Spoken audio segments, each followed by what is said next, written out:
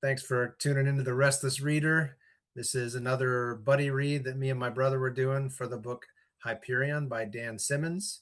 If you're not familiar with Dan Simmons' work, he's a pretty well-known author in science fiction circles, but he kind of writes all over the spectrum. So, it's not always just pure science fiction coming out of him.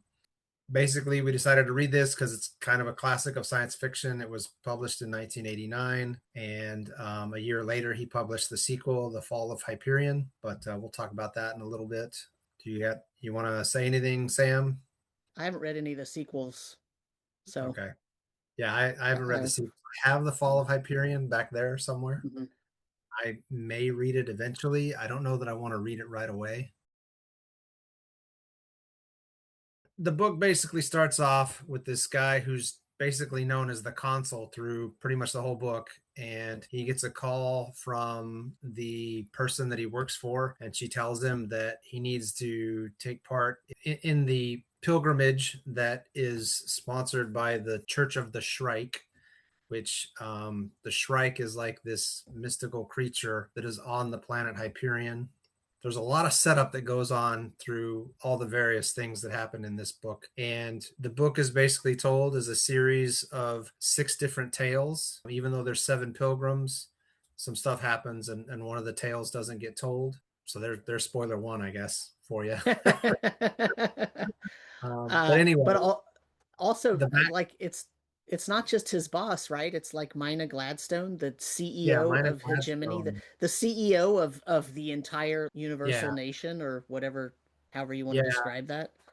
Yeah, I think at one point in the past she was his boss, but then like you learn during his story near the end of the book, in the very beginning of his career, she was sort of his boss, and Hmm. he went to Hyperion and became the consul there, and it kind of slowed his career down because of the concept of in this book he calls it time debt, and it's essentially the time difference between somebody that stays on Earth and somebody that travels at near light speed. Basically, a day passes for us, or a day passes for the person traveling at light speed, while a year might pass for us, or however it works out Hmm. with the math and everything. So anytime somebody travels using a ship, then they have this huge time debt, and the time debt between Tau Ceti Center, which is the main planet, almost like Coruscant in Star Wars, if you understand that reference. It's like the main government planet, I think. Yeah. And so the It's time like debt the from capital. It's like the yeah, capital of the yeah, main it's the capital of the civilized hegemony. planets. Yeah. And the time debt from there to Hyperion is just 4 years one way. So to go out to Hyperion and back is an 8 year commitment. So you leave and only a few months pass for you, but 8 years pass back home. So all your peers back home that didn't go anywhere, they get way ahead of you with their lives. Basically, you age less, which is great. So you still have that time essentially, but now they're Yeah. like 8 years further along in their career, and that's why they call it the time debt. The world also has something called farcasters, which is essentially portals that are links between different worlds. And It those are all, basically it's wormholes, yeah, right? It's it like a wormhole basically connection, so stabilized it's wormholes. instantaneous to go from one to the other. Yeah, my, You my don't incur understanding was that they were like stabilized wormholes that were right. apparently somewhat easy to install because there were a lot of them in the book. Well, Like sort people's of. Well, we'll get there. We'll get there when we get to the last tale house. because easy to install, but it took 60 years, right? Well, that was just because of the time debt. But they were building it the whole time. Right. The other So thing, anyway, the other thing in the prologue that you learn though is that the pilgrimage to the Shrike, or maybe you don't learn that. You learn that they said you've been chosen for the pilgrimage, but in the end, so here's another spoiler, I guess. You learn that normally when you're chosen, it's because you put your name in, yeah, but this particular group, what didn't it's not the same. Like they got chosen because of other reasons, right? And so the book is basically them telling their stories about why they're related to anything on Hyperion at all and why they possibly got chosen. Like that's kind of the main idea right. of the book that unfolds as you're reading it. Yeah. So they have this So they have a long journey and they decide to tell the right. tales of what they have to do with the Hyperion. Yeah, because when people go on the pilgrimage to see the Shrike, it's not like they can just hop in a ship, and then fly out to where it's at and then fly back, because every Right. ship that's ever gone there has come back empty, no people on it, and Right. nobody knows what happens to those people. They assume that they're Right. all killed. So they have to like travel over the ocean and over land to get there. So Right. it takes many days from the capital city of Hyperion, which is called Keats, or is it Hmm. Kates? Is it Keats or Kate? It's Keats. It's Okay, so Keats. that's Keats. Yeah. But then there's Yates, right? Or is it Yeat? Yeats is a different poet. Right. But Yeah. it's spelled almost the same, isn't it? Yeah, but That that's I that's mean, why I that's why I it's asked the yeah, the question. Yeah. origins of the names are totally different, so yeah. So But the anyway, so the thing is that when you go on a pilgrimage to the Shrike, you can only be a prime number, so normally the group is 7 people, and theoretically one of them gets their desire or wish granted and the other ones perish. That's the lore around the shrike. Which, by the way, a shrike in real life is a bird that impales its victims on thorns and stuff, right? Like right. that's a real life thing. As you listen to the stories, you hear the descriptions of the shrike in this book, and it's like this big spiky creature that impales people. Yeah. So that's the origin of the name. Yeah. So the people on the pilgrimage are the consul, and then there's a guy, Lenar Hoyt, who is a priest, and Hmm. then there is it Fedman Kassad Yep. is a soldier, Hmm. and then you have Saul Weintraub, who is they call him the Wandering Jew, but he's Hmm. basically a scholar, and Right. then there is Braun Lamia, who is Braun a Lanier, who's detective. a private investigator, detective Hmm. type. And then there was Martin Salinas. It was Martin, right? Martin Salinas Yep. Yep. is a poet. And then So Het Mastine. Het Mastine, who is Hmm. basically a Templar, which is a religious order that controls these large tree, they call them tree ships. Hmm. And he's like the voice of the tree for his particular ship because he's the Yeah. captain of the ship, basically. So the first tale that you get into while they're actually still on the tree ship on the way to Hyperion is the priest's tale, Lenar Hoyt. He basically is going to tell his story using the diary of another priest that went to Hyperion to he wanted to do a scientific research on these people called the Bikura. He's just interested in them scientifically, and he goes there to basically study them and find out what they're all about, and then some Well, things he go he's horribly wrong. exiled. He's exiled too, right? Like, so he didn't just Yeah, choose to do that's that true. for no reason. Like, he got Yeah, exiled, and so he's like on kind of his own pilgrimage to study this supposedly native group of people that are on Hyperion and maybe learn about himself or repent. Or it never really says why he's exiled. yeah, Like, it kind of hints at it, but it doesn't really say what he did. yeah.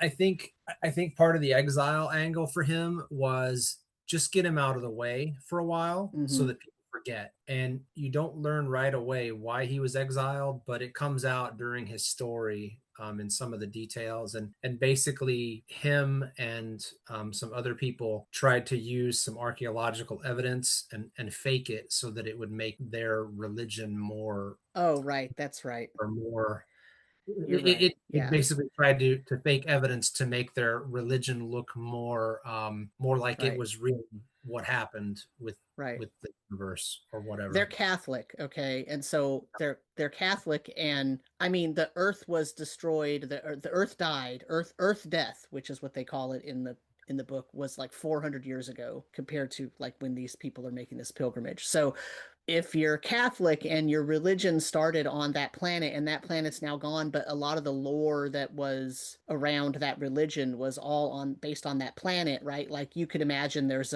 sort of a spiritual trouble, right? Because Yeah, have a how whole.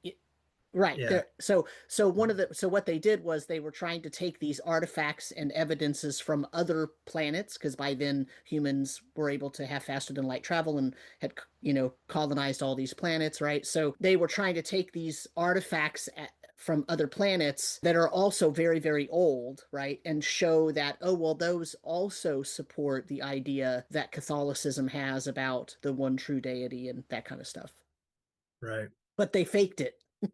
but but they they faked faked it. it. Oh, so so so the that priest's name was Paul Dure. I don't know if I said that earlier, but Paul Dure, he gets to Keats, and then he makes a journey up to this area, which is kind of an isolated area where these Bakura live. And to get there, he has to go through this other area in between Keats and where they live. And it's full of these trees that they're like lightning rods or something, Yeah. basically. and Yeah. and there's like heavy lightning activity, Hmm. electromagnetic activity in that area during certain parts of Right. the year. And that plays a role near the end of the story. They get through it okay, but that plays a role near the end of the story.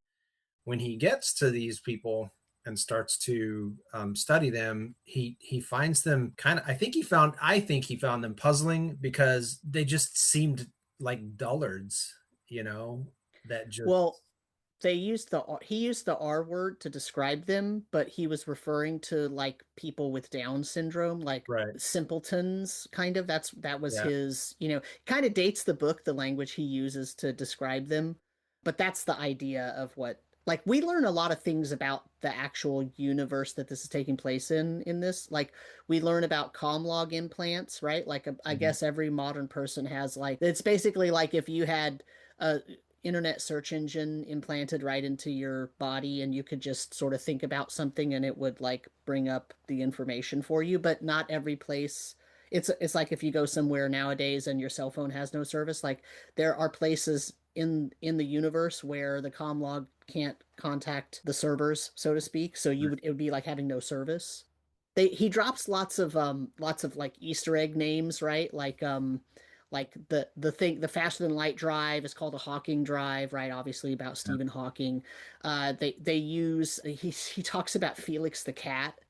It's a funny passage. He talks about the continents on the Hyperion got named for the Latin form of horse, bear, and eagle, Equus, Yeah. Ursa, and Aquila, right? Yeah. Like, so there's like this weird thing. There's also the Shackleton Institute, which is some sort of exploration thing. I'm sure it's a Mhm. hat tip to the Arctic explorer, right? Edward Shackleton. So there's like all of there's these words and like Easter egg kind of hints floating around in all of these stories, but it's really comes like you're seeing it in the first story even. It's sort of setting up sort of how this universe operates according to the people within it, right? Because all of these stories are like point of view stories, even though he uses different tenses for a lot of these, right? Like the point of view is shifts. Like some of them are as if you're being told the story from the third person, some of them are from the first person point of view, and et cetera, et cetera. And in this one, the poet is talking about the journals that Paul Dure wrote. And so since he's reading Paul Dure's journals, they're coming from the here's what I did. I did this, then this happened, then I did this.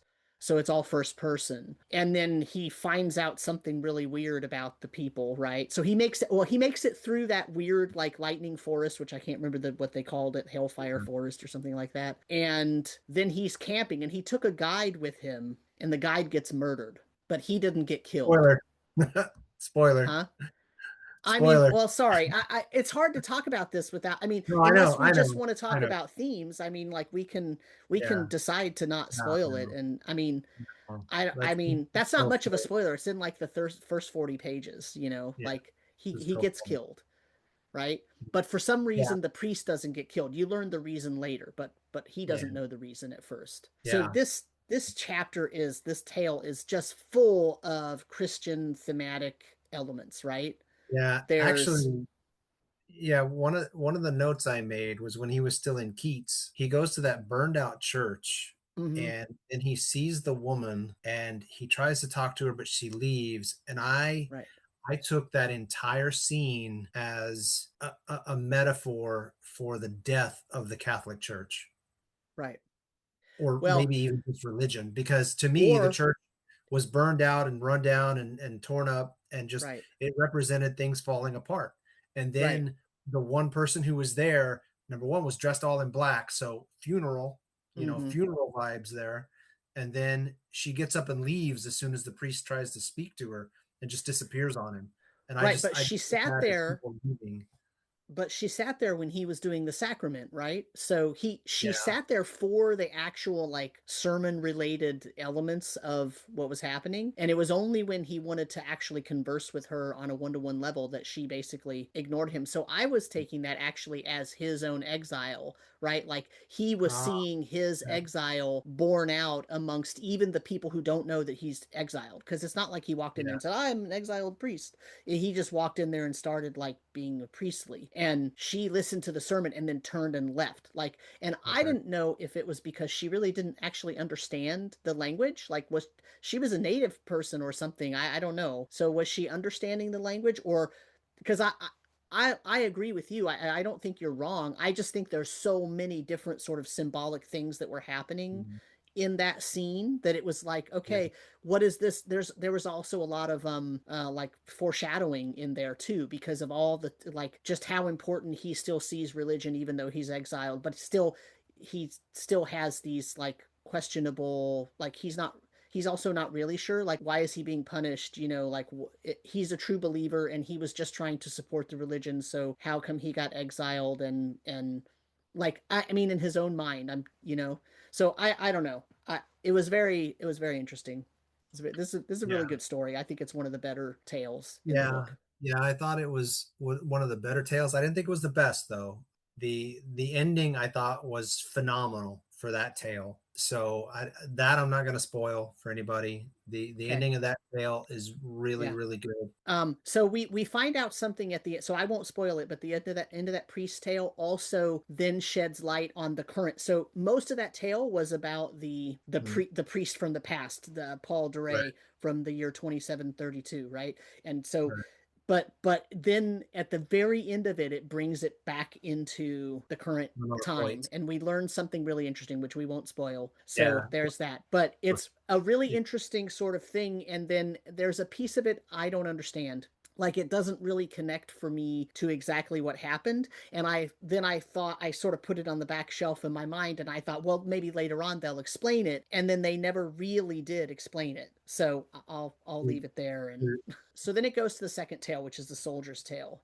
Yeah, so the soldier's tale basically starts off with Fedman Kassad. He's a colonel. He was known as the Butcher of Brescia, and he kind of gets into that a little bit. But the first part of his tale, he talks about these battle simulations that he went through when he was in military school. And the simulations are so real and so detailed that people have actually been known to die within the simulations because of the pain that they experienced during the simulations. And I found it interesting that he chose to use the Battle of Agincourt as the very first simulation in this story, because I know a little bit about that battle from reading some British history, and he did a pretty decent job describing what happened with the battle, I thought. So if you're Mm-hmm. into British history, this story will probably be interesting to you for at least Yeah. that part of it anyway. But then it kind of turns into how did I describe it to you the other day? Fedman Kassad's wet dreams or something Yeah. like that. It's his It, wet it dream. Yeah. gets it gets kind of crazy because at one point during the battle, he chases this French. He's on the British side, and he ends up chasing this French soldier off into the woods, which he shouldn't have done because he was not equipped to fight an armored French guy because he was basically an archer in the simulation. But that's beside the point. Well, so you say it's beside the point, but actually it's not, because he knows it wasn't a good idea, and that's kind of part of the Oh, that's point. true. Yeah, that's true. As he's chasing the guy into the woods, I think that the minute he enters the woods, he starts thinking this probably isn't a good idea. So that's Right. true. So I mean, the guy is he's a pretty smart soldier, I think is the point of that. Just Mm-hmm. sometimes he does dumb things too. So Takes there's unnecessary risks. unnecessary risks. Yeah, actually, that's probably a better way to say it. So then he catches up to this French soldier, and they start fighting, and then the French soldier gets the upper hand, but then this woman appears and knocks the French soldier down, and they're able to kill him. And then it turns into not quite a porno, but I mean, there's Almost. there's a scene. It I thought it was done somewhat tastefully, but I Sure. was just like, okay, I get it. All right, But Tasteful, but then like you just like they're right next to the guy they just slew. Yeah, yeah, they're in the woods. There's a battle going on, maybe Yeah, 500 yards away. right. Other people are dying, and Yeah, they're just having sex in the right. middle of the woods. Yeah. So the Um, word tasteful is doing a lot of work in that sentence. The next part of the description was about as tasteful as you could be, yeah, but yeah, it was not a tasteful situation. It's a very no, like not really. and No, but the thing is that one of the themes of this book is like the interplay between violence and sex and control and power and like so it's appropriate for getting into that thematic sort of stage of the book, I guess. But yeah, it's yeah, yeah.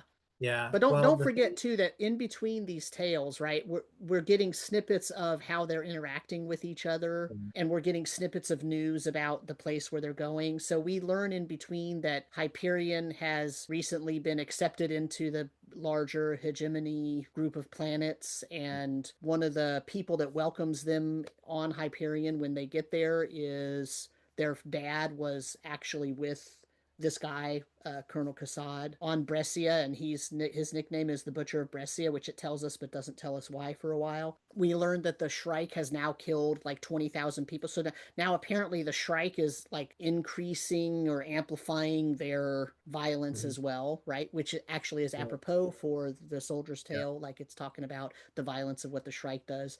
yeah, There's some cute things in there too. It gives us a little history again. It tells us about the Earth Wars. It's not like, oh, we had a peaceful thing and we developed faster than light travel and now we're taking over the universe. It was like the mhm, planet died, we totally screwed it up, we had a bunch of Earth wars. Like there's all kinds of stuff going on that really mhm, paints a picture of we had to leave the Earth because it was, we had messed it up. But we didn't get any better when we went to the other planets. We just colonized and, did a bunch of crap. But then he's got like cute things in here, right? Where like he's got these trees, they're called woman grove trees instead of mangrove trees, and like so he's like trying to show that like there are differences, right? And no matter how subtle a difference is, it's still a big difference mhm. for the setting and whatnot. So we also learned for the first time of something called the World Web All thing, because Yeah, they didn't really make mention of it before, but yeah. That's that's the two kind of the different thing things. that's ruling with Yeah, the hegemony CEO. Like there's this yeah. weird like conglomeration of controlling things. Well, the World Web and the All thing are actually two different things. Right. World Web itself is the web Yes. of planets that have Right. farcasters on them, Right. Correct. Yes. whereas Hyperion does not have a farcaster, which is why they Right. had to take a tree ship to get there at Right. near light speed, which is Right. why they incurred a time debt. And then there is the all thing, which is essentially almost like a ruling council. And if you know anything about Norse mythology, Mm-hmm. all things were basically big meetings where the clans or the tribes or whatever you call them would get together and make decisions that affected all of the clans Mm-hmm. or tribes or Right. whatever. And actually, I was looking it up, and I think the Icelandic parliament is still called the All Thing, The all thing. like Althing. So Yeah. so I was kind of into that since I live in Sweden, Yeah. and I was like, oh, that's interesting, you Yeah. know. But But I took it as that whole reading, that all thing is sort of a sort of separate. They're very much removed, and they're making decisions and giving like the CEO information and suggest. They're like an advisory board. The way that I right, took it, the way it was written. So we also learned that there's a nuclear jihad in 2038. So brace yourselves.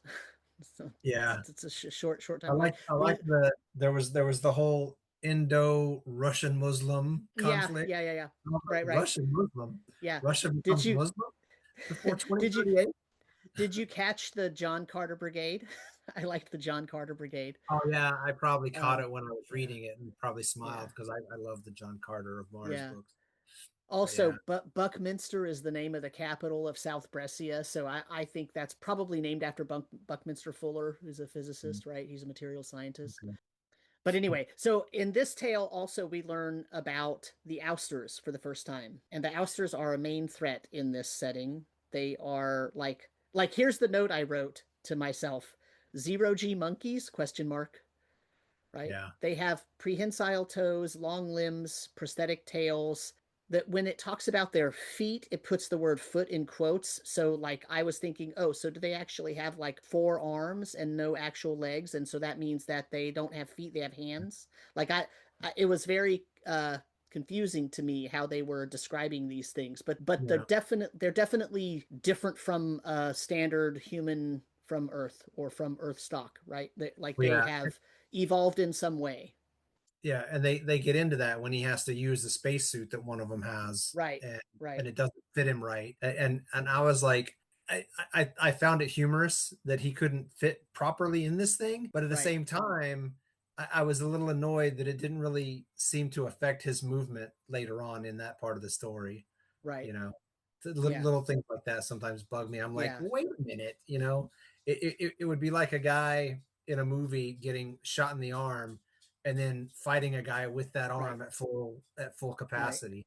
Yeah. It just doesn't work that way, Right. you know. But also, he was coming out of a cryo sleep and he had been injured and in a coma. So, like, there's a significant amount of plot armor that is given to the people telling these tales Yeah, in some cases, some more so than others. But yeah. yeah, I noticed those things. But, I mean, I whatever, it's thought fine. I don't want to spoil it, but I thought the scene when he wakes up in that hospital ship the first part of that was fantastic. Yeah, that was The way he awesome. was describing what was going Yeah. on and everything. I think it got a little confusing when he got ready to leave that area Hmm. because Yeah. I got a little confused about where things would be based on what the way he was describing it. But Yep. that scene itself, But when that I first think part kicked off, was great. I think that was on purpose because I was the same way, but I think that was purposefully that way so that you could He was still kind of coming out. imagine it and kind of not because it was confusing, because it was kind of confusing to him, but Yeah, also because of what happened to the ship. It was meant to be because it wasn't set up the way that he expected it to be right, set up, right. right? For because of everything that had happened. And so that was meant to be confusing. And I think it's almost like having the reader understand exactly like it makes it more impactful what he's doing because it's a little bit confusing. Yeah, But it's not so confusing that you can't imagine what's happening, right? Like so that was well written. Because yeah, if you write it and you don't write it well, it's too confusing to understand what's happening. But if yeah, you write it too obvious, you're like, yeah, yeah, get on with it. I just want to see what happens next, right? yeah. And this was like it was very very well done. Yeah, I like that part too. Yeah, I think probably one of the best lines in the book was during that section when he talks about the slow motion ballet of death in space or something like that. I was Yeah, like, yeah, man, that yeah, is I read it twice. I was like, yeah, that is a great line, right, and it's like a yeah, perfect description of like you've seen it in movies and stuff. It's just like, right. wow, that's pretty good. I don't know what else is there to say about the Soldier's Well, Tale. so there's one thing, and I'm gonna try not to spoil things, right? But the woman that he meets, Mm, he doesn't just meet her once. The one that they have in the forest, he yeah, doesn't just meet. He thought it was like, oh, that's an artifact of the simulation, right? That's what he was thinking. But then it turns out he ends up meeting her several times in several different possibly simulation events, yeah, right? Or like, there's always a question of is she real? Is she not real?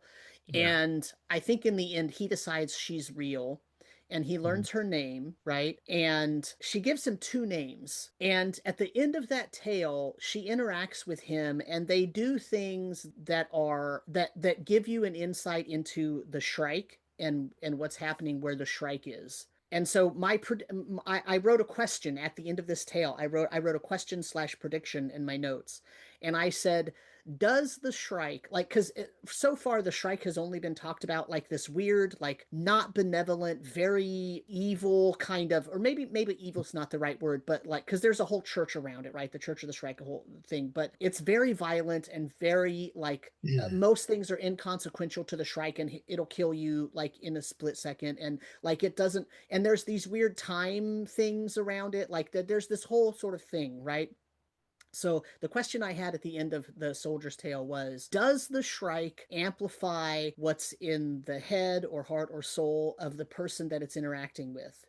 And it makes the decision to kill right then. That's my question, right? Because there's a lot of, I mean, if it's already killed like 20,000 people here, it supposedly every time people make a pilgrimage, it kills all of them except one. And I was trying to think, is it going to give us like a mechanism or a reasoning why the Shrike decides? And so stuff at the end of the Soldier's Tale made me think, okay, does it just amplify what you already have in yourself, either in your heart or your head or your soul, and that helps you like be evaluated and also to evaluate your own surroundings and move forward, right? And I don't know the answer to that. That's the question I had at the end of that tale. At the end of the book, you still don't really have that answer. I Right, don't think right. so. Yeah, that's true. Um, Spoiler. eh, I enjoyed most of the Soldier's Tale. I didn't Yeah. care for the end as much because I think I was confused by it, and maybe that was intentional. I don't know. I liked the end a lot because there's this weird element of time. Time is a time and how it affects people and how people age and how time is affected differently based on travel and faster than light and all that stuff is all wrapped up. It affects every single tale. It's Mhm. such a huge part of this book, right? And the end of the Soldier's Tale also had to do with time and timing and Yeah, that. And so for me, it was very interesting. I liked the end of the yeah. Soldier's Tale. I don't know. I think maybe I like answers in my fiction. So Right. sometimes when I don't get Well, them, or maybe I feel like it went over my head. Maybe it was something that I feel like went over my head. I'm okay with I think that's questions how that I felt. happen. I mean, this is like the first third of the book, so I'm okay with a Yeah, question showing up and thinking about a question in the first third of the book. I yeah. do I do like answers as well. I want it to be answered at the end and it doesn't get answered at the end, but I didn't know that at the time I was reading it. So, I'm assuming that a lot of this stuff is going to be wrapped up when I right when I'm getting towards the end. And Yeah. so I'm okay with questions during the book, but so we'll get to that when we Yeah. get to the end. So after the tale of the soldier, then we get the tale of the poet. This was an interesting tale because he was basically old Earth money because of some things that happened when old Earth failed. He went off in a basically a slower than light ship, and the idea was that whatever money he had left in the bank would grow enormously while he was on his way to his destination, and that apparently didn't happen.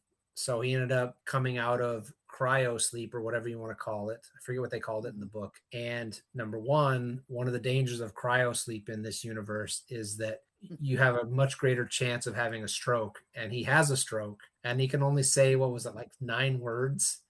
And Well, so I took that as like an homage to George Carlin's Seven Dirty Words yeah, yeah, because it the covers words a were lot of dirty. George Carlin's Seven Dirty Words. Yeah, yeah.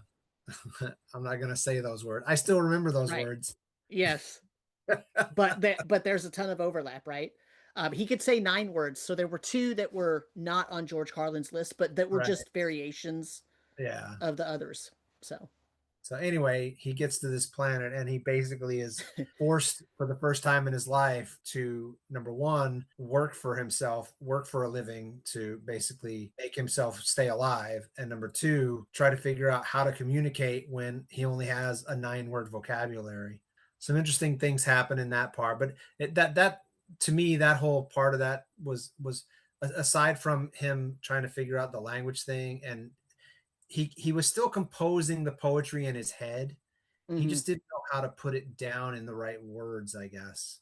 So he knew the ideas were there, yeah. but he just couldn't articulate them. And aside from that fact, that whole chunk of the story to me seemed like very almost, I don't want to say boilerplate, but very common plot type stuff because he was in a situation where kind of oppressive leadership made him work, and Mhm, there were, as is typical in those situations, other people end up picking on you and that kind of thing. It's harder to get a way out of a situation like that. mhm, But then he ends up getting a way out of that situation, just completely by accident because of something one of the bullies does, and that leads to fortune and him getting his language back and all kinds of stuff. And he eventually ends up on Hyperion with this guy called Mad King Billy, who I don't know, he was a little loony, but I almost wondered if they were like doing this whole King George Louis the 14th homage kind of a thing with the two of them. mhm. with Mad King Billy, Yeah, like it was a mix up of those two because right. supposedly King George, the was it the third during the American Revolution? I don't remember. Hmm. He was supposedly kind of crazy, and Right. with the indulgences of Louis the 14th during the French Revolution. Hmm. Um, I felt like maybe it was a mix of those two kings in this Mad King Billy. And also Emperor Nero. Yeah, yeah, Nero to a degree, but he wasn't as destructive as Nero, was he? Wasn't he? I mean, I so don't I remember. think there was the hubris and the debauchery and the just let some it's like Dionysian, right? Like Yeah, Dionysus, the god of wine and joy mhm, and orgies, right? Like the he yeah, wanted to colonize the planet to make it the poet's planet because then you could just have nothing but debauchery all the time, yeah, right? And but at the same time, like when stuff went bad, it was like, well, whatever, I'll just move over to this other town. And he yeah, moved there not caring what yeah. would happen, right? That's why I say Nero, because Nero Okay, didn't give two craps unless he yeah. was getting what he wanted, and that Yeah, was but he also kind of had a vision of building or moving the capital yeah, closer to the time tombs where the Shrike right, supposedly resides, right. or comes from. And that kind of falls apart on him when the Yeah. Shrike starts going nuts and killing everybody in the city. I go back and forth about how much I like this tale. I think I Yeah. like it, and then there's some things about it I don't like, but it does have a lot of stuff in it. So one of the things that we learn a little bit more about the Earth before it was abandoned, right? Like we learned that there is a North American preserve that has dinosaurs, right? Like it's like a Jurassic Park. We Yeah. learned that he makes reference to Hrothgar, which is a reference to Beowulf. And Yeah. earlier they had made a reference to Grendel in one of the other tales. So, there's this sort of weird, like Beowulfian, Yeah. interweaving, and it's in two or three of the different tales. I noticed that. There's the nine things about the George Carlin's words. He refers to the all thing as like a benevolent despot. Like and this is why I was thinking, oh, is the all thing like this advisory board, or is it a, I don't know. I couldn't tell because then he's comparing it to what's called the technocore, which is at that point we learned that there was AI that sort of became sentient and then separated itself from humanity, and then they have their own sort of ruling body, and that their whole thing is called the technocore, right? So then there's a Heaven's Gate planet, which I thought was was funny because of the. I mean, it's not funny, but it's like one of those, because the Heaven's Gate was, those Yeah, it people was right around that drank the time. Kool-Aid, right? Yeah, it was Yeah, it around. It was was right in around the time 1998. he Yeah, wrote the book, yeah, exactly. wasn't Yeah, it? yeah. I don't. I'd have to look up when exactly it was. Yeah, I don't remember. No, no, wait, There. wait.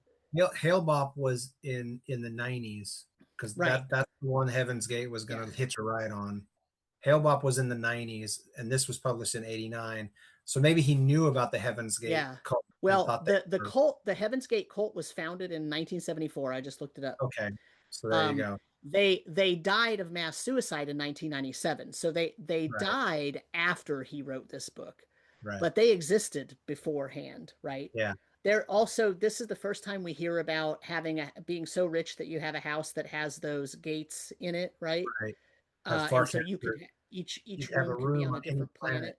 different Yeah, planets. Yeah. right. And then there was a part when somebody was talking about something and they mentioned Hitler, and someone was like, "Who is Hitler?" And I just thought it was freaking Mhm. great that Hitler was Yeah, completely forgotten, not even a name that anybody knows. I loved yeah. that. He made reference to doves and flying, and when they fly, their wings make a sound, which is actually true in biology. Doves have this piece on the fore part of their wing that Mhm. causes noise. Like when doves fly, when they fly away, because they're startled, it makes noises. It goes whoop, whoop, whoop, whoop, right? That's not actually them making that sound with their vocal cords. It's Oh, their really? wings that make that sound. And he actually makes reference to that, which I thought, as a biologist, of course, I'm like, oh, that's really awesome that he made reference to that. So, Yeah, not doesn't really have any anything to do with the story at all. But yeah. and then there was one other thing. He talked about the Ding and Sich, which is German for thing in itself, which is a Kantian thing, right? So Immanuel Kant, the philosopher, right? So this poet's tale has a ton of philosophy and a ton of literature in it, and a ton of like poetic style Mhm. storytelling. but Yeah. it's really more philosophical, right? Because what he's really talking about is representing, so the thing in itself is about representing objects as they exist independently of human perception and mental representations, and what's the reality behind presentation, almost like Plato's cave analogy or allegory, right? Where Yeah. the people in the cave, if all they see is the shadows of the torches and they see objects, is that the real thing, or is that just their perception? Like, is that the final form of it? And all that sort of philosophical hoo-hoo stuff, right? There's a lot of that in this story. And there's also again a bunch of religious symbolism and all kinds of stuff. And the problem is, at the end of this story, I'm not sure. I was like, okay, so like, you know, Yeah. I understand. Like, it was interesting. It told us a lot about the world. Because he was so old, right? Because he lived on Earth before it Yeah. was evacuated. He could tell us things about what life was like on Earth before it was evacuated, and that was very interesting. And so it kind of gives us a bigger picture of the setting as a whole, the universe that we're in. But I don't know. Like, so we find out something about the relationship between him and Mad King Billy, right? And about the founding of Mhm. Hyperion. So we learn all this stuff, but ultimately it ended up being like setting building stuff and not Yeah. stuff that I felt made a huge Well, impact. what you're kind of saying is that a lot of this story was a well done info dump. Right. Right. You Yeah. my favorite part of the story, I think it was like in one paragraph, he referenced The Dying Earth by Jack Vance, even though he doesn't say Jack Vance, I don't think. Yeah. And then he says something about Steve Thames' Touch of Horror. And I don't know that a lot of non-readers would know who Steve Tem is, but Steve Rasnick Tim, I assume, is who he's referring to.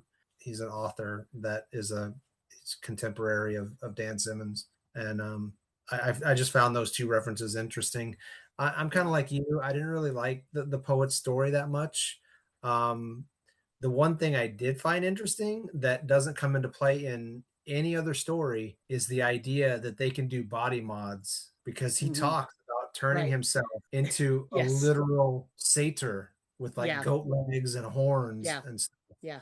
And I was just like, oh my God, this dude's the devil. Right. You Well, know, I and no, he's like you Pan said, from a a Midsummer Night's fan. Dream. Yeah. Yeah. Yeah. So I mean, Right. it was just, Right. yeah. So again, a whole other thing about sex, and because, you know, Yeah. Pan was very amorous, let's say, to keep it clean, Yeah. right? Um, and so was he. He talked about all the debauchery while Yeah. it was a giant party, right? Yeah. Until the Shrike started coming and killing everybody, Yeah. because you already spoiled that, so we could talk about that, right? I mean, I don't think that's much of a spoiler. It happens early in that story, I think. yeah. I mean, but I'm just saying. So I there were a lot of references in the story. There was a lot of sort of funny things, or a lot of things that I could tell the names referred to something that I know about from living in the world today. But like, it didn't. Like you said, yeah. I think it was a good info dump, but it was a long, drawn out info dump. Yeah. you know Also, what's really funny is, by the time we have this tale, we can tell already that, and right after he finishes his tale, and then we're about to start the next one, like there's an interlude in between where we learn about the current situation, right? And we Yeah. learned that Lamia Braun hates this guy. She wants him to shut up. She threatens him. She just really does not like him at all. And it's sort of like, I wanted that to be clearer about why she disliked him so much. Other than he's annoying and arrogant, but everybody else is like, yeah, he's annoying and arrogant, but we can put up with him because he's on the pilgrimage with us. Like, Yeah. just ignore Yeah. him, right?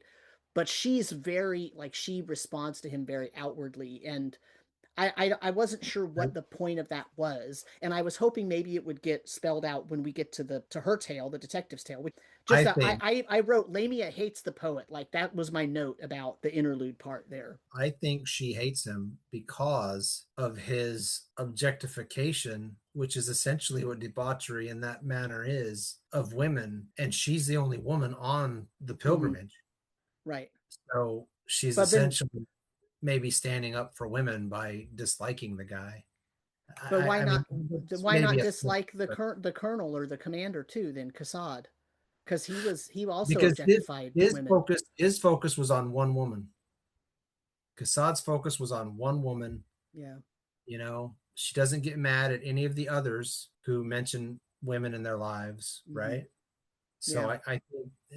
I mean, I'm grasping at straws here, but to answer, this is how I would answer that question from you if you had asked Mm-hmm. me, in another Yeah. conversation. I'd say I think it's just because she's the only woman on it, and he's just this kind of disgusting old perverted poet. Mm-hmm. I think that's the Yeah. main reason. So, Well, whose we'll tale we'll was hit it next? again when we get to the detective's tale. So, Yeah, who's Saul Weintraub's tale was next. The Wandering yep. Jew.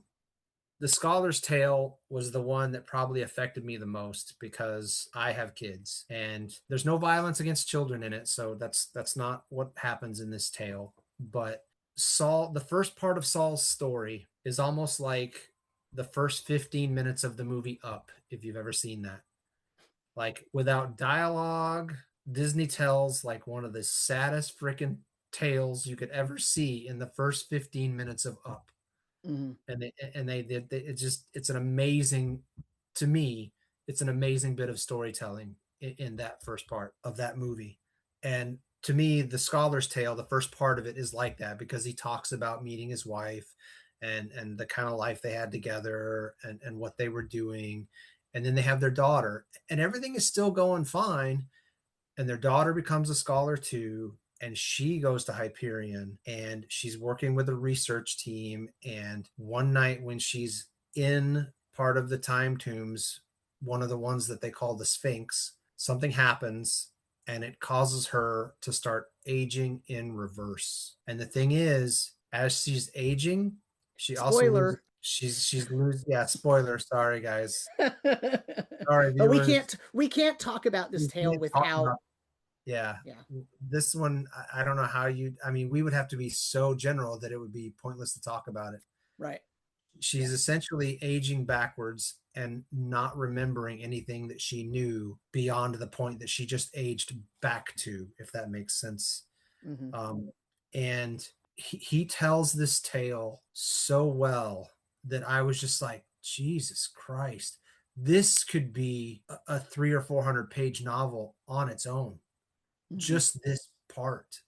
Yeah. If just the setup of it could be amazing, and just like a tearjerker type novel. I read so much that it takes a really powerful story to affect me, and this one pretty much affected me. It just hit me just right when I read it. And the thing is, most of the tales in this book, once you start reading them, you won't want to put the book down. So, if you're going to read this book, when you get through one tale, stop if you need to take a Yeah. break.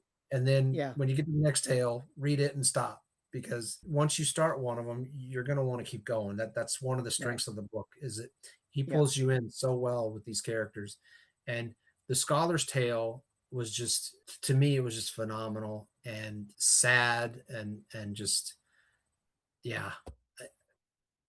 that I don't know what were your thoughts on it? What were your notes that you wrote down on it? Well, it has. So the notes I wrote down, the Scholar's Tale has the most direct allusion to biblical sacrifice, choice, and obedience as Hmm. the main thematic elements, along with aging and time and stuff.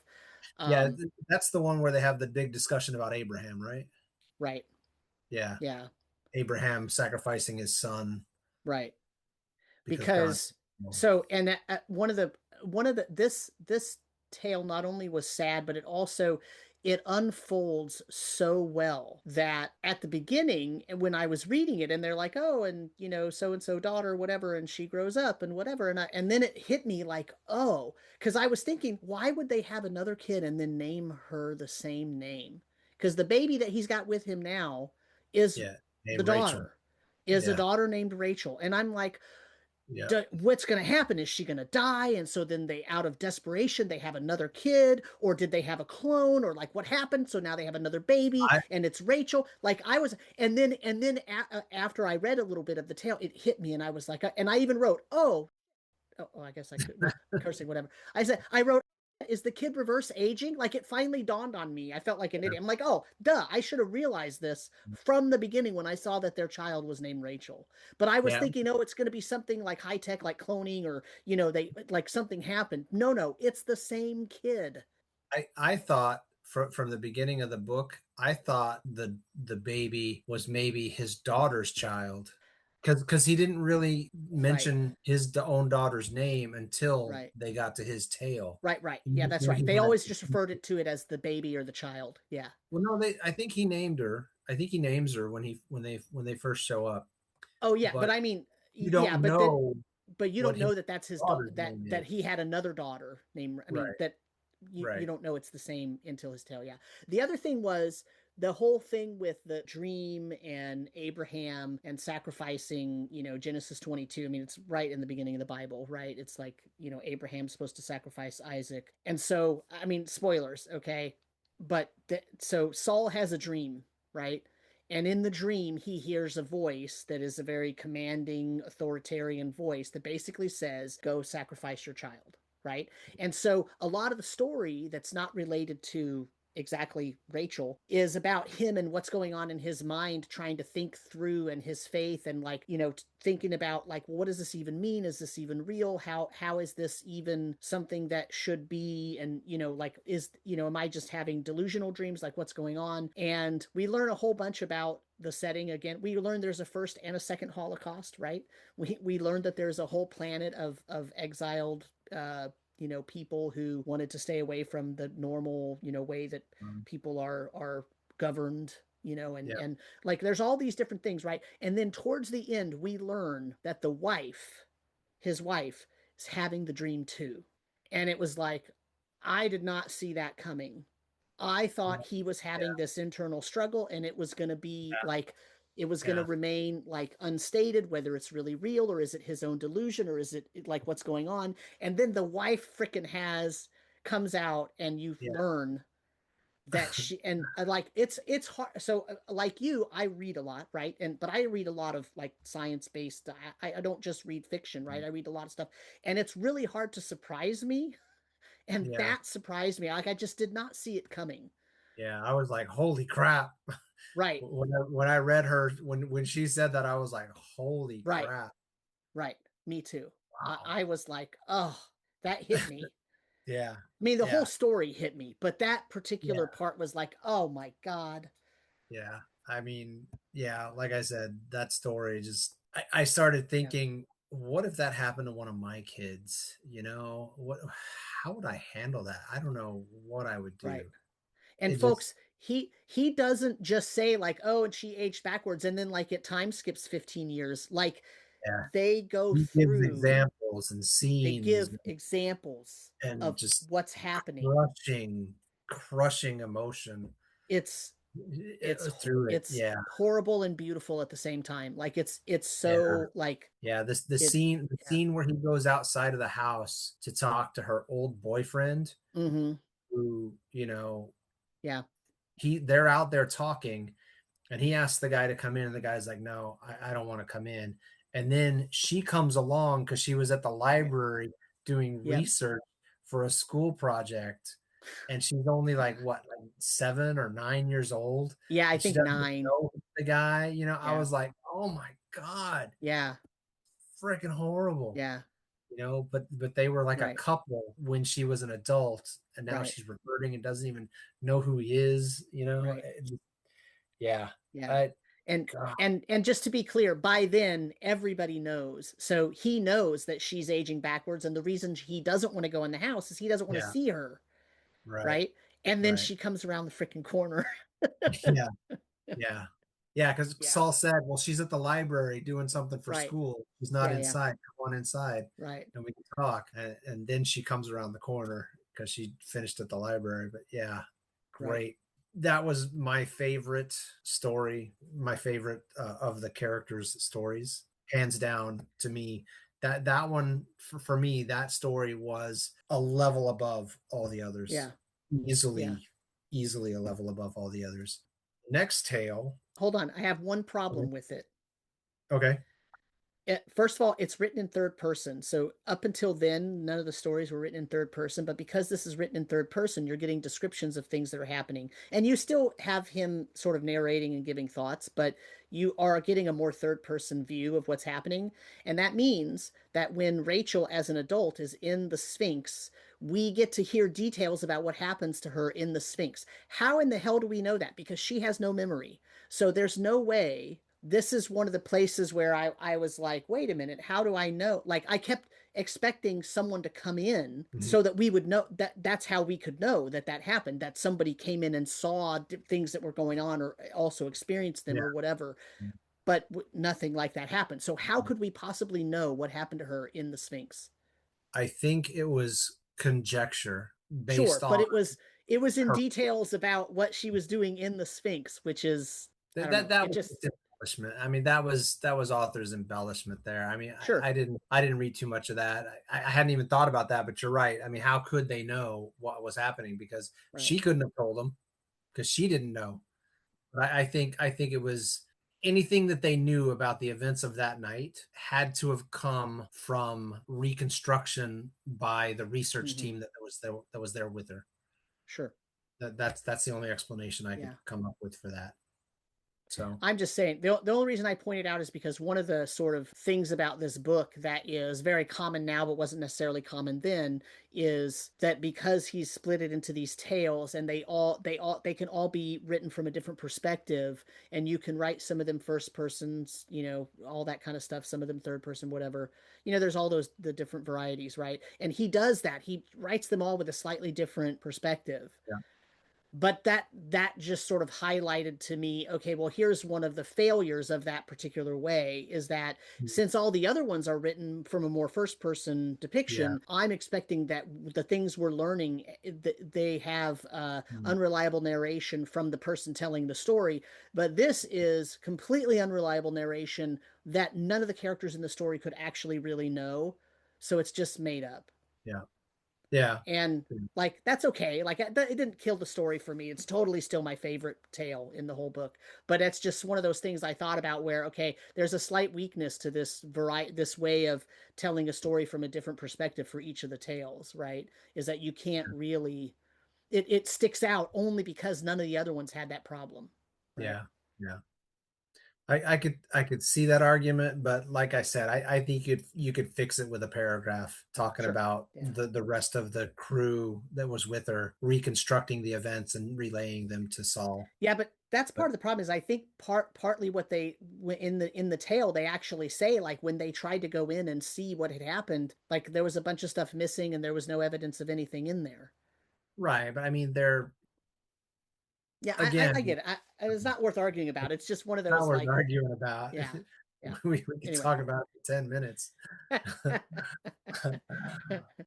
The next So tale the is detective's tale. the detective's tale, and that's Lamia Braun, who is the only female on the pilgrimage aside from baby Rachel. And her tale starts off with a guy coming to her and asking her to find out who murdered him. And many science fiction detective tales, I think, start that way. Maybe they hadn't done it in 1989, but since then, a lot of them have started off that way. And I found it to be an interesting beginning, the way it was handled. And the idea wasn't that he had been actually physically killed. The idea was that he wasn't really human. He was what's called a cybrid, which is a kind of I'm Cyborg assuming AI human hybrid. human flesh Yeah. shell with some sort of AI hybrid interior brain thing going on. And the thing is, when he was attacked, he lost part of his memory. Part of his core memory was Hmm. wiped, like 5 days worth. And to him, that was tantamount to murder. And he wants to know who would have done that. And This why? tale, yeah, and why? Why would they do that? This tale was pretty much the cyberpunk edition Right. of these tales. Yeah. It was I found it interesting. It was full of action, a lot of action in this one, Yeah. and I could picture certain scenes in my head really easily. Once again, he got into the physical relationship a little more often than I really needed him to between some people, and you know I'm not a prude. I'm not saying that I don't mind seeing that usually, but there's a lot of it in this book, in my opinion. So this is the most high-tech story. These are my notes, right? The most high-tech story. He also gives us some more world building. He talks about Yeah. AIDS too. And so the reason why I note that is because this book was published in 1989. And, Ronald Reagan was the president through the majority of the 80s. And Ronald Reagan would not say the word AIDS. And a lot of people died of AIDS in the 1980s. And so for this person to write about there being a second AIDS Yeah. massive thing, but that people talked about and that was trying to be, that was seen as a really bad thing, and that I appreciate that he's adding this thing to his book that Yeah. is reflective of the real history of something really bad happening. He talked about they had these personality retrieval projects, and Yeah. there was some. Go ahead. I was going to say, our last discussion, Clara and the Sun, I Mm-hmm. was like, wow, that's just like the Black Right. Mirror episode I was talking about, where Yep. they ingest everything they can possibly find or know about someone and then develop a personality Right. to stick in a robot or a Right. cyborg or whatever you want to call it, Right. hybrid. Right. So yeah, The thing is, like, the main person, so the main other person in this tale, other than the detective herself, is one of the. I mean, how do we spoil this or no? I'm like, so yeah, it's I Keats. I wouldn't go down that road. I Well, wouldn't so say. I'm just saying I'm saying it because there's a point about her actual name. Keats in real life, the real life Keats, his love interest, his main love interest, and then they never actually had much of a relationship because he died of tuberculosis, but his main love interest, her name was Frances Braun. Oh, okay, So okay, her name being Lamia Braun, that's a direct like yeah, it's trying to poke at the real life like connection, right, and then they end up having a connection in the story, right? yeah, Because he's not Keats, but he was supposed to be the Keats, personality built on Keats, right? right. Right. And And so actually, there's near the end, he keeps making that point. I am not him. right. I am not him, he keeps Right. saying. But he keeps acting like him because he can't help it, which is kind of the point, right? Yeah. Which is kind of like Yeah. it's the idea of like how much of yourself do you actually get to determine, right? Yeah. And the thing that made him the most human rather than AI, because he is like a cybrid thing, was that he actually had lost memory. So actually the thing that quote killed him actually made him more human, right? But he still wanted to know, well, why did you take that thing from me, right? Like it's very interesting. Like there's a lot of layers to this story that are in between the little action scenes, right? Like we did learn some cool stuff. Like she takes like melanin pills and it immediately changes her whole all of her skin tone everywhere. There's like she's got like these fancy things where she treated like his drink with UV positive microspores, and now she could follow him around like a little trail of glitter dust, and like there's some really cool like they talk about dying a full sim death if you're an AI. Like there's some cool like cyber tech, cyberpunk stuff there for world building, right? So not only, which was good to see. I don't think this tale was done as well as the other tales, but at least it did build in the idea of okay, yes, we're still in a high tech setting, Yeah. right? Like we're still in Yeah. a setting where some of those planets are very, very high tech, and there's still this sort of AI technocore thing out there. And my question at the end of this tale is, oh, is the technocore trying to build a god? Like, what are they like? Mhm. Are they? And again, going back to our Clara and the Sun discussion, right? Can a robot AI sentience worship something as a deity? Does it develop its own religion? Well, here the technocore, that's the same question that we have now in this tale a little bit, right? So I did laugh at a couple of things. They talked she made reference to the phallic symbol era of urban architecture, which I found hilarious. Yeah. Yeah. Um That was funny. and With that. Gibson they talk about the Gibsonian matrix, right? Of course, which is of course a direct, Yeah. William Yeah. Gibson reference, right? And my other thought was, does Johnny become the Shrike? Like that was my at the end of this tale, I was like, oh, is he going to become the Shrike?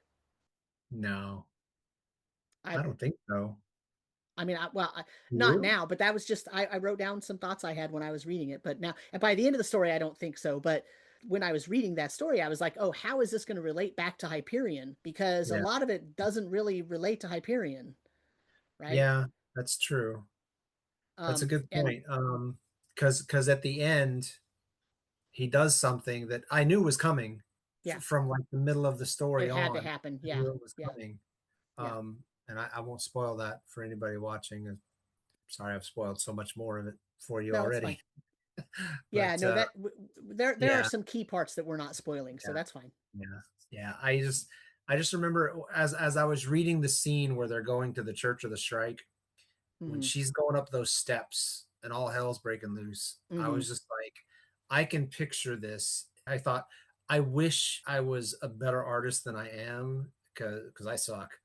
But I wish I could like draw this because I could see it in my head. I could see Yeah. the camera would be behind her looking Hmm. up as she's Right. walking up the steps, and Yeah. all the priests would be there Yeah. with the bishop in the middle, and you'd see Right. like the whole edifice of the church behind Yep. them.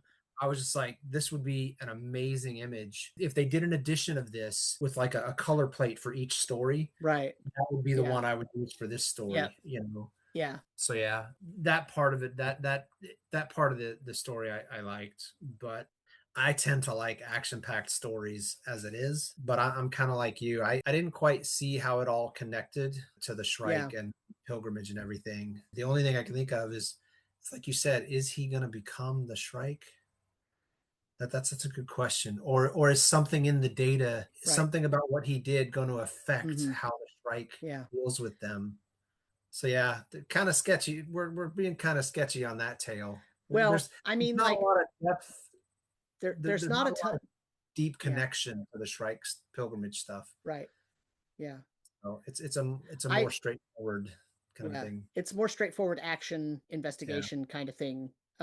I did like that they did the one cyber guy proud by making him the Cowboy Bindi Gibson guy that when they left the Technocore or whatever, and the guy, I was don't, already a you know, legend. he was already a legend. Yeah, Yeah. exactly. Like that. Yeah. I think that was a Yeah. nice, hey, that's exactly probably what would happen amongst his group of people based Oh on yeah, what they had, absolutely. with all that Absolutely that they that had would laid happen. out beforehand. Yeah. Yeah. Are we on the Yep. last tale? Yep, the last tale, the Consul's tale. There's a reason. I won't go into it, but there's a reason that you don't get the tree ship captain's tale. I'm not going to say what it is, but there's a reason you don't get that. So even though there's 7 pilgrims, you only get 6 of the stories. And the last pilgrim story comes from the Consul. Since all the interlude pieces that connected everything together for the pilgrimage were pretty much told from his point of view, Hmm. he has constantly reminded the reader that he doesn't want to tell his tale. He doesn't like the idea of having to tell his tale. So then it gets to a point where he really pretty much has no choice. Everybody else has told their tale, and he's the only one left. So he starts to tell the tale, and this tale, I loved the way it was put together because this tale isn't linear. It's jumping to different places in time as he tells it. And basically, there's a planet in the hegemony called Maui Covenant, and it's essentially a water world that has islands that move around independently. And at one point in its history, the islands were moved by dolphins that would tow it places. And some stuff happened, and you learn early on that the dolphins aren't there anymore, and there's a reason behind that. And this tale basically leads up to why that happened. And one of the workers on the ship, well, let me start over. To put the Farcaster together, it seems like it's such a huge endeavor that they have to make multiple trips from wherever they get the equipment out to the planet where they're installing the equipment. And because of that, you've got the time debt. And initially, the workers that were putting together the Farcaster were told, you have to be isolated. You can only go to this one island, which we control, and that's it. Which, doesn't make sailors, basically, which is what they are. They're interstellar sailors. It doesn't make them happy because they don't get to go explore the environment that they just went Hmm. to. And a couple of them go off on their own, breaking the rules, and they get involved with the locals. And one of them gets involved with a local girl. And this story is an interesting story about loss and what it means to be separated from someone that you care about through your own choice, actually, not through circumstance. But basically, Marin is the guy's name. There's a girl on Maui Covenant that he gets involved with, but then he has to go back on the ship and go back and get more of the equipment, and that incurs a time debt. And the way I read It's it, the it's time 11 debt I think was years. 11 years. It's 11 You years got every 11 time. years too? Okay. Hmm. So So she's 15 when he meets her. The next time he comes back, she's 26. The time after that, she's 37. Then she's 48. And then I think he did the math wrong on this, because at one point he said something about her being 55, and I was like, but she can't be 55. She'd have to be 59, Right. right? So anyway, And then she's getting into her 70s, yeah, right? then she's in her Yeah. 70s, like the Right. very last time he sees her, and Right. then on the very But he's final only trip, he's only aging like 2 years at a time. So when he's right, 21, she's already 37, yeah, right? I don't think he's even aging 2 years. I think it's only like 4 months for him. Yeah, it's something, but Yeah, it ends up to be like it's not even a constant like difference. It's like first right, she's 15 and he's 19, which we'll ignore the yeah, whatever about that. But so she's 15 and he's 19, and then he leaves, and she ages 11 years, and he only ages like 2 years. right, He's 21, and now she's like right, 28 or something, right? yeah, Then he leaves again, and then when he comes back, he's only now 24 and she's 37, and then he leaves again. And so it's not just that she aged a whole lot, it's that he's not aging. right. And all of this stuff leads into this whole colonialization theme that kind of permeates this story. And I thought her question at the very end of it was really good. The way they handled that, the way he handled that, with her saying, "What's going to happen when they open that gate?" Oh, I thought that sucked. Because I You thought thought, that? here's this 70-year-old woman who's been gifted 19 ships from the CEO of the hegemony, and been gifted all these things, and has been the advisor, and has been asked for advice from all these other rulers and part of the all thing and everything, and she doesn't even understand what's going to happen. Like I thought that was really thin. Mm, well, but that may be thin, but at one point in the story he talks about how ignorant he thinks she is about things. Mm-hmm. She tells him he's the ignorant one, which I didn't understand that whole interchange It myself. was she had age-related bias against him by the end of their relationship, right? because Oh, he okay. because he was so young, and so he Yeah, still had like a very young mind when she was in her 30s and 40s and 50s and 60s. And so then as she aged yeah, out of being able okay, to relate to him, she looked at him and saw this young person who didn't really have a full understanding of the big picture of life, right? right. Because she was home raising kids and like living a life and His doing all kids, these things while he was out his like, kids, yeah, his yeah, kids right, who yeah, his became kids, older than him. right. Right. So that for her, she thought he was naive because of his age, right? Okay, all right. Yeah, I And didn't make he that thought she connection. was naive because even though he was young, because the reason he got assigned to that ship is he had done some stuff, right? And it was kind of a punishment to like be assigned to that ship and go out to basically middle of nowhere and be taking 60 years to build a Farcaster, and it's going to be like, this many trips, and you're going to basically you're giving up your entire all the rest of your relatives are going to age out and die while you're just doing this one job. That's a punishment, right? Right. And so he was being punished. But then, because of the events that happened, he ended up starting this relationship with her. But then she's still aging out. And so it kind of did come to fruition that it was a punishment for him to be aging so slowly while she aged so quickly, relatively speaking. Yeah. And so that part of it. But then the other things that I just felt like if she's advising the freaking CEO of the hegemony, and she doesn't About Maui understand. Covenant, though. About Maui Covenant, not Right, but necessarily. so she doesn't understand what developments are going to happen when Well, if suddenly the she's, Farcaster's done and people can come. Like I feel like how could she possibly be the leader of this planet and not but understand? you got to look at it from the viewpoint of, like, consider the chiefs of all the American Indian tribes. Hmm. They didn't like the white man coming in, but they were willing to make deals because they didn't understand what was going to happen. Yeah, I They were guess. Yeah, men, they were experienced, they knew how to lead their people. And this is the same situation. That's why it's all about colonialization in that yeah, story, in that part of that yeah. story. I guess. There's I actually, just yeah. I don't know. In the Consul's tale, there's actually two parts to the story.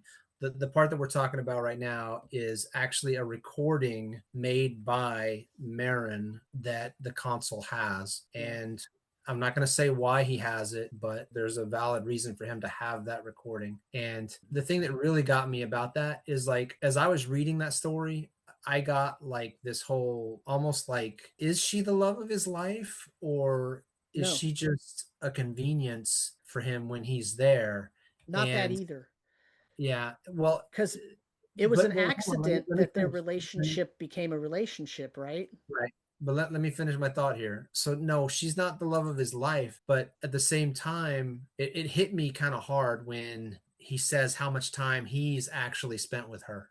I'm not going to say Mm-hmm. how much, Yeah. but for her, it's been what, 60, 70 years. Yeah. For him, not nearly that much because of the time debt that we talked Right. about earlier Mm-hmm. with the near light speed travel and all that. Yep. So yeah, I found that part interesting. I kind of saw the end of that part of that tale coming too. I Yeah. knew Me where it too. was going to go because of that question that she, Right. partially because of where Right.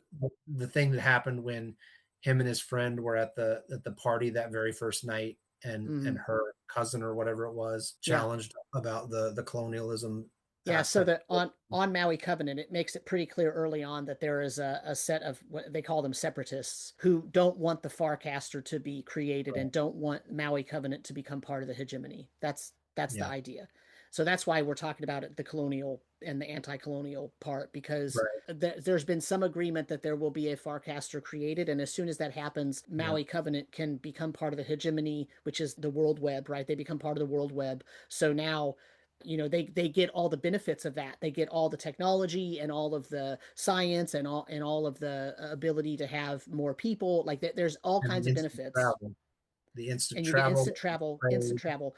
There's a lot of benefits, but she's not really taking into account, and a lot of people aren't, the possible drawbacks of that sort of thing. And the thing I like about this story, about this part of the Consul's tale, is they do a really, really good job of showing what's so beautiful about Maui Covenant and also showing the sadness. Because even before the Farcaster is done, remember he's talking to the dolphins, right? So the dolphins are still there for a while, and they go swimming, right? This isn't too much of a spoiler, but they talk to the dolphins, and he asks the dolphins, like eventually he learns how to do it, right? So that he actually can ask and understand their response. And Right. he asks them, like, do you miss the whales? Do you know? And they're like, yeah, we miss the whales, we miss the sharks, we miss the turtles. Like the planet is basically dying, right? The sea life, or I can't, the planet's not dying, but how it was that particular planet was created and how dolphins got there and how things happened to get, not Yeah. all sea creatures came with them, right? And so the dolphins are Kind of have lonely. long memories, right? And they Yeah. remember being in oceans with whales and all kinds of other Right. organisms and marine life to enjoy their life with, and those things aren't there anymore, right? They're not available on Maui Covenant. So that there's kind of a sad tone to it. And I really, there's also this, like some of the stuff that he describes is really beautiful. Like the Motile Islands is just really, really cool the way all of it happens. And that part was very, very beautiful to me. Like just, and so it did a really good job of explaining why what happened, right? Why the ending happened the way that it happened at the end of the tale, right? Right. Because it makes sense that way. If that groundwork had not been laid, it would not have made as much sense. Like it would have made sense logically, like as a thought, oh well, colonialism and what its effects are versus anti-colonialism and what its effects are. Like that part would have made sense from just a logical perspective. But what's put into the story is describing a really beautiful planet with a set of people that really love their planet. And then Uh, the second half of the story is not about what happened on Maui right. Covenant. Yeah, the second half of the story isn't about Maui Covenant, but it's related to the Consul in a way that's Mm-hmm. important. And I'm not going to go, I don't want to go over the second part of this story because that would ruin the end of the book. I will just say that the Maui Covenant stuff affected the Consul in a certain way, and Yeah. he does what he does, and he explains a lot of stuff that's going on throughout the Mm-hmm. rest of the hegemony, and why Right. things have happened the way they have, And why there's a war. Because at this and point why in the there's overarching story, there's a war happening. yeah, there's a war between the hegemony and the ousters that's kicking off Right. right near the end of the book, and Right. he explains why that's going on. I won't go into that. I think it's like the last 15 pages of the book or so. 10 Yep. of it is Yeah. his part of that story. Then you get Right. to the epilogue, and Well, wait. There is one other thing I want to say about his story without doing spoilers. There's a okay. point in time when he's telling about his relation to Hyperion and when he was the because he was the consul of Hyperion, which we know from the very beginning because he talks about why he's Yeah. been chosen for the pilgrimage is probably because of his time the first time he was on Hyperion, right? The first time he was on Hyperion, he visited the time tombs. And my Oh. thought was, oh crap, when he visited the time tombs and he did something, did Mhm. he do that when Rachel was in the Sphinx and they didn't know it? Because remember, when Rachel was in the Sphinx, she wasn't supposed to be in the Sphinx. They weren't supposed to be there because they were supposed to, no one was supposed to be there after dark or whatever during the certain whatever. And so her and the boyfriend were trading off nights and shifts and going in when they weren't supposed to go in. And at that point in time, when the consul got to the time tombs, they didn't think anybody was around.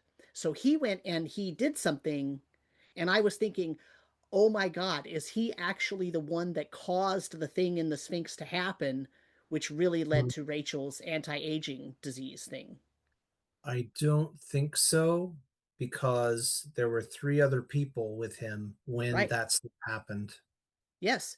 But they didn't address the Sphinx at all. But what he did affected the time tombs. But that would have had to have been like 28 years before Yeah, and that. she was 20 something years old and was aging backwards and is now a baby. Right, that's what I'm saying. So I don't know. That's an interesting thought. Yeah. Maybe the fall of Hyperion tells I that don't part of know. it, I or don't know. reveals that. Yeah. I don't know. I don't Like I know. said, I'll have to read it Yeah. eventually. It's actually a few pages longer than Hyperion itself. Anyway, I didn't care for the very end of the book, the epilogue.